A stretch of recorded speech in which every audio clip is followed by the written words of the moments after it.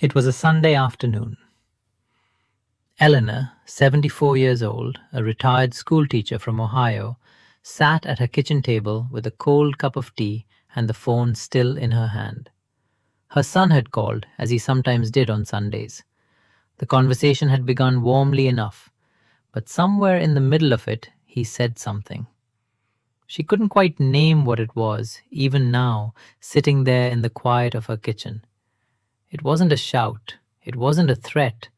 It was just a sentence, ordinary words delivered in a casual tone. And yet, something inside her had contracted. Something old and tender had been pressed, and she had felt it. She didn't argue. She didn't cry. She simply stayed on the line too long, nodding into the silence, hoping that if she was patient enough, gracious enough, small enough, he would take it back. He didn't. She put the phone down eventually. She stared at the window. The afternoon light was still beautiful. The maple tree in her yard was turning gold, and she felt, as she often did after those calls, profoundly alone.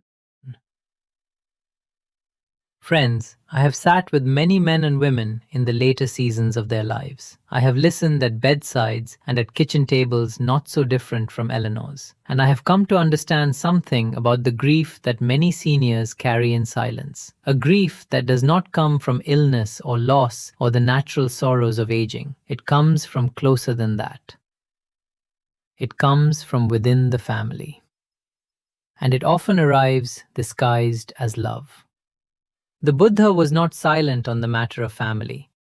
In the Siglavada Sutta, the discourse on the code of conduct for laypeople, the Blessed One spoke at length about the obligations that bind parents and children together in mutual care and respect. Children are taught to support their aging parents, to honor them, to preserve the family's good name, to act worthy of the inheritance, not merely of wealth, but of virtue.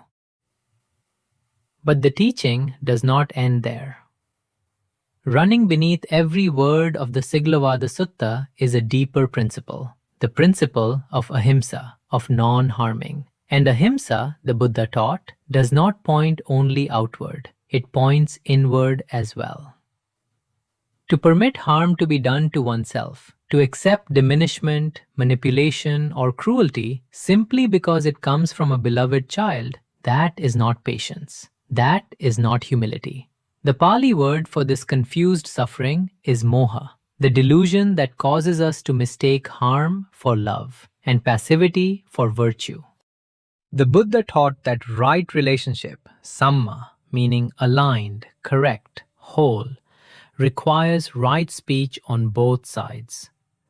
A child who speaks to a parent with contempt, with coercion, or with cruelty is not practicing love. And a parent who accepts that speech without discernment is not practicing wisdom. There is a quality the tradition holds very dear. It is called upekkha, equanimity, the capacity to remain steady, neither grasping nor collapsing, neither retaliating nor surrendering. It is the quality that allows you to walk away, not in anger, not in punishment, but in peace, in self-respect, in the clear-eyed recognition that you deserve to be treated with dignity. Walking away, when it is necessary, is not abandonment. It is the practice of upekkha. It is a spiritual act. Phrase 1. You're being too sensitive. Margaret is 68 years old. She lives in a small house in Wisconsin, not far from where she raised her 2 daughters. One afternoon, she told her daughter that a comment she had made about Margaret's appearance, about her weight, had hurt her feelings. Her daughter sighed, and then she said it. "Mom, you're being too sensitive." Margaret felt the familiar wave, the self-doubt, the wondering whether she had misunderstood, overreacted, become difficult in her old age. She apologized. Friends, let us look at this phrase clearly with the light of the Dhamma. The Buddha taught samma vacha, right speech. Right speech is not merely the absence of shouting, It is the presence of honesty, of kindness, and of care for the hearer. When a child says, "You're being too sensitive," they are not engaging in right speech. They are deflecting. They are redirecting the conversation away from their own behavior and placing it entirely on your reaction. What this phrase does in practice is teach you to distrust yourself, to doubt the validity of your own hurt, to believe that your feelings are the problem rather than the words that cause them. The Buddha called this a form of false speech, not because the child is necessarily lying, but because it distorts reality. It makes wrong seem right and your pain seem like a character flaw. When you hear these words, I want you to pause, take one slow breath, and remind yourself of this. The fact that I feel hurt does not mean I am broken. It means I am alive. It means I know the difference between kindness and unkindness. That discernment is not weakness. That discernment is wisdom. You do not owe anyone a dismissal of your own experience. It is right, it is spiritually correct to say quietly and firmly, "What you said affected me. I need a moment." And then, if the response is another dismissal, walk away. Not forever, just for now. Return when the ground is steady. Phrase 2. We know what's best for you now. Harold is 77 years old. He lives in Florida, where he has lived for nearly 20 years. He is sharp. He tends a garden. He volunteers twice a week at the local library. One evening, his adult children called, a conference call, 3 of them together, to inform him that they had decided he should sell his house and move into an assisted living facility. They had already done the research, they had a place in mind. "We know what's best for you now, Dad." Harold was silent for a long time. I want to speak gently here because I know that sometimes adult children act from genuine love and genuine concern. And there are seasons of life when care and support are not only welcome, they are necessary. There is no shame in needing help. The third noble truth teaches us that release comes when we stop clinging, and that includes clinging to independence when the body truly calls for rest. But there is a difference between loving guidance offered in consultation and the removal of your autonomy without your consent. The Buddha spoke of panya, wisdom, discernment. Panya is not the exclusive property of the young. The Pali text described the elder, the Thera, with deep respect as one who has accumulated not just years, but understanding. The understanding that comes only from having lived, from having suffered, from having sat quietly with impermanence and continued to show up. When your children use the phrase, "We know what's best for you," ask yourself, have they asked you what you think? Have they sat with you and listened? Or have they arrived with a conclusion already drawn? If it is the latter, you have the right, the spiritual right, to say, "I appreciate your concern and I am part of this conversation." You are not a problem to be managed. You are a person to be respected. Walk away from any conversation that forgets that truth. Phrase 3. You owe us after everything we've done. Dorothy is 71. She has given generously to her children for 50 years. She babysat grandchildren, lent money during difficult times, drove hours when there was sickness or need. She gave and gave and gave, because that is what love does. And then one evening, when she asked for something small, a phone call on her birthday, a visit she had been hoping for, her son said, "You know how much we've done for you, Mom. You owe us a little understanding." Dorothy told me she felt in that moment as though the ground had disappeared beneath her feet. Friends, this phrase performs a particular kind of violence. It takes the natural acts of love that children offer their aging parents, driving to appointments, managing medications, providing financial help, and transforms them into a ledger, a debt, a leash. And it completely inverts the Dhamma. The Buddha taught that Kamma, action and its fruit, arises from Cetana, from intention. A gift given freely from a wholehearted desire to help does not create debt. It creates merit. It is its own reward. When someone transforms their past generosity into a mechanism of control, they are not acting from love. They are acting from craving, the second of the noble truths. They are using the past to dominate the present. You cannot owe a debt for love that was freely given. If it was truly freely given, there is no debt. And if there was always a price attached, then what was given was not love but transaction, and you were never told the terms. Let this teaching settle quietly in your heart. You do not owe your peace to anyone, not to your children, not to anyone. Walk away from the ledger. It does not belong in a loving family. Phrase 4. If you loved us, you wouldn't do that. Robert is 80 years old. He has been a widower for 6 years. He has, in the last 2 years, found a companion, a woman his age, kind, thoughtful, good company. He is happy in a way he had stopped expecting to be. His adult children disapprove, and in one conversation, his daughter said to him, "If you really loved us, Dad, you wouldn't put us through this."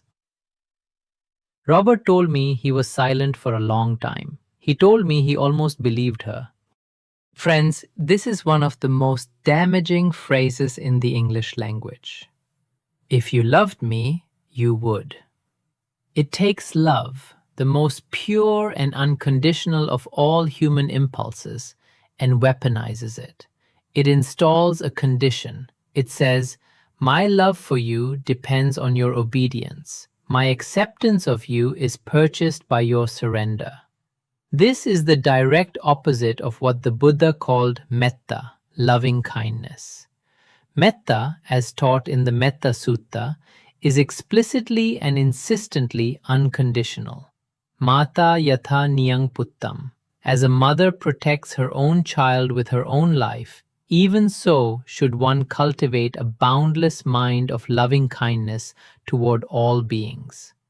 No condition, no clause, no fine print. True love does not use itself as a threat. True love does not say, "I will withdraw myself unless you comply." True love says, "I am here. I may disagree. I may grieve, but I am here." When your child says, "If you loved us," they are not telling you what love requires. They are telling you what control requires. You can love your child completely and still decline to obey them.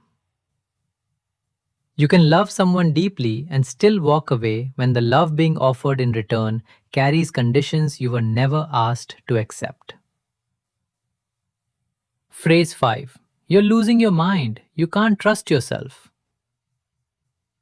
Barbara is 65 years old. She is recently retired. She has noticed that her daughter, over the past year, has begun to question her, gently at first, then with growing certainty, whether Barbara remembered correctly, whether she understood the documents she was signing, whether she was in a state to make decisions about her own finances, her own health, her own life.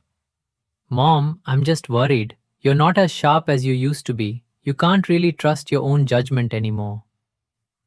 Barbara began to wonder if her daughter was right. Friends, I speak carefully here because I know that cognitive change is real and that there are genuine situations where a loved one needs additional support and discernment. This is a matter to be addressed compassionately and with qualified professional input, not dismissed. But there is something else that is also real. A pattern of behavior in which a person's confidence in their own perception is systematically undermined, where they are told again and again that their memory is faulty, that their judgment is poor, that they can no longer be trusted to read their own experience correctly, where reality itself is slowly, quietly rewritten. This pattern has a name, and it is a form of harm. The Buddha taught Sammaditthi, right view, the capacity to see clearly, to perceive what is actually present, not what we are told is present. Right view is the first step of the Noble Eightfold Path, because without it, nothing else can follow. Without the capacity to see clearly, we cannot act wisely, speak truthfully, or find peace. If someone, anyone, even someone you love, even your own child, is telling you repeatedly that you cannot trust your own perception, ask yourself, are they providing evidence? Are they doing so in consultation with your physician, your trusted friends, a neutral third party? Or are they simply asserting it and growing more insistent when you push back? If it is the latter, please hear me clearly. Your experience of your own life is valid. Your memories, your feelings, your sense of what is right and what is wrong, these are yours. No one has the authority to take them from you. If you feel confused, unseen, or persistently destabilized in a relationship, please speak to someone you trust outside that relationship. A friend, a counselor, a physician, a member of your community. The Sangha, the community of practitioners, exists precisely for this moment, to be a mirror when someone is trying to distort the glass. Trust your clarity, guard it. It is among the most precious things you own. Phrase 6. Don't tell anyone about this. James is 73. He has a good life, mostly, but there are things that happen in his family. Arguments, financial pressures being placed on him, demands he doesn't fully understand. And whenever he mentions wanting to talk to someone about it, his daughter becomes very quiet and then says, "Dad, this is a family matter. We don't air our problems to other people. Promise me you won't tell anyone about this." James has promised many times, and in keeping that promise, he has become very alone. Friends, I want you to hear this teaching with your whole heart. Isolation is not loyalty. Silence is not love. The Buddha established the Sangha, the community of practitioners, as one of the 3 jewels of refuge: the Buddha, the Dhamma, and the Sangha. Not as a convenience, as a necessity. Because the Buddha understood something that every wise teacher throughout history has understood. Human beings cannot live in isolation and remain whole. We are relational creatures. We need witnesses. We need community. We need the gentle friction of other minds, other perspectives, other compassionate hearts. When your child asks you to keep secrets that isolate you from the world, they are not protecting the family. They are protecting a dynamic that depends on your silence to survive. Genuine families, families built on metta, on loving kindness, do not require their members to be silent about their pain. You are allowed to speak. You are allowed to reach out. You are allowed to say to a trusted friend, to a counselor, to your faith community, something is happening in my family that troubles me and I need someone to talk to. That is not disloyalty. That is sanity. That is the third refuge in action. Walk toward the light of community. Do not be shut inside the dark. I would like to offer you something practical, friends. Something small enough to carry in your pocket and strong enough to change the course of a conversation. I call it the 3 breaths before you respond. It is rooted in sati, mindfulness, the clear and steady awareness of what is happening in the present moment. And it works like this. The next time your child says something that causes that familiar contraction in your chest, that tightening, that sinking, that small interior collapse, do not respond immediately. Instead, breathe. The first breath is recognition. In this breath, you simply acknowledge to yourself, without judgment, without drama, something in me has been touched. A word was spoken that caused me to contract. I notice this. You are not analyzing, you are not defending, you are simply seeing. The second breath is reflection. In this breath, you ask quietly, is what is being asked of me right? Is this speech kind? Is this the way I wish to be treated? Would I speak this way to someone I loved? You are not building a case. You are simply holding a light. The third breath is choice. In this breath, you decide. Perhaps you respond gently, clearly, from your own dignity. Perhaps you say nothing. Perhaps you say, I need a moment. Perhaps you excuse yourself from the room. Perhaps you end the call. None of these responses is a failure. All of them are free. I want to add one more practice because it is the heart of the Theravada tradition and I would be incomplete without it. When the conversation is over, when you have had time to sit, to breathe, to let the nervous system settle, I invite you to send metta toward the child who hurt you. Not to excuse what was said, not to make it right when it was wrong, but to free yourself from the weight of it. You may say quietly in your heart, may you be free from suffering, may you find peace, may you act from love and not from fear. This practice does not require you to continue accepting harm. It does not require you to call back too soon or to pretend nothing happened. It asks only that you refuse to let bitterness take root in the garden of your heart. Your peace, your genuine, hard-won, morning light peace, is too precious for that. Eleanor eventually put down the phone. She made a fresh cup of tea. She sat at the window and watched the maple tree in the late afternoon light.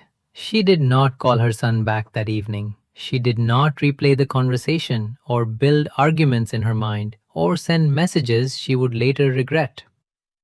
She simply sat and breathed and let the evening come. I told her when we spoke sometime later, that pause was the beginning of your practice.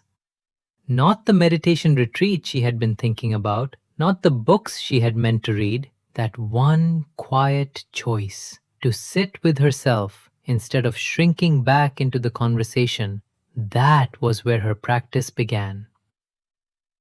Friends, you have lived long. You have loved generously. You have given of yourself in ways that are not always seen or acknowledged. You have carried griefs and kept promises and continued to show up season after season for the people in your life.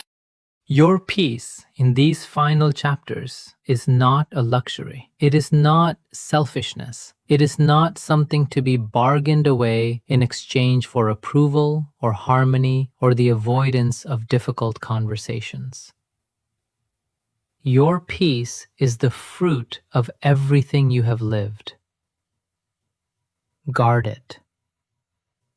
Not with walls, not with bitterness, but with the clear, steady, loving awareness that you, exactly as you are, at this age, in this season, deserve to be treated with dignity.